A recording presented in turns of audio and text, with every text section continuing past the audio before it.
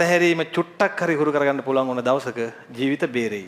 අපි මේවා කියලා දෙනකොට අපිට TikTok වලින් මඩ ගහනවා නම් වඳුරෙක් තමයි. අපි මේවා කියලා දෙන්නේ දරුවන්ගේ ජීවිත නිවන්න කාලකන්ණි හැටි කරේ අපිට කියනවා. ඕවා කියලා දෙන්න එපා උගන්න පියලු. මම උගන්නන්නේ මගේ විදියට. ඒකට කැමති ළමයා රැඳෙනවා.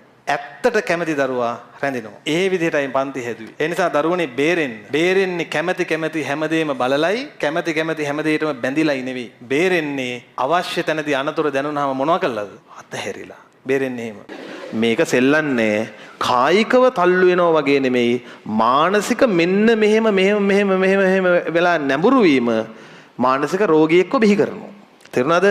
ඒ මානසිකත්වයක ඒ කියන්නේ මෙන්ටලි ඩවුන් යනවා කියන්නේ ළමයි ඇඟ නැගිටවන්න බෑ.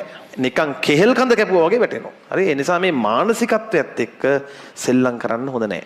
ඒකනේ දැන් සමහර අය බූට් එහෙම තිබ්බහම පිස්සු හැදෙන්නේ. ඒ කියන්නේ ඔය ජොලියට ලව් කරනවා කියන එක හොඳ එකක් නෙමෙයි.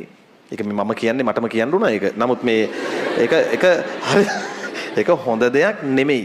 ඊටාම භයානක දෙයක්. මොකද තමන් වගේ නෙමෙයි අනික් කෙනා කියලා නිතර හිතන්න. දැන් තමන්ට මේක දරන්න පුළුවන් හින්දානේ තමන් ජොලියට මේ සීන් එකට බහින්නේ. හරිද? අනික් කෙනා රෙඩි නෑ. ඒක ඊටා භයානකයි. මම කියන්නේ රජයේ අනුග්‍රහයෙන්. හරිද? රජයේ අනුග්‍රහයෙන් හෝ කළ යුතු දෙයක් තියෙනවා මොකද්ද? මේ සාමාන්‍ය මහ ජනතාවට යන්න සලස්සන්න ඕන තැන් තුනකට. නිකන් බලන්න නිකන් ඒගොල්ලෝ දෙපැත්තෙන් තියෙදි මැද්දෙන් යවනවා මෙහෙම. එක්ක මොකක් කරේද? පළවෙනි තමයි පිස්සන් කොටුව.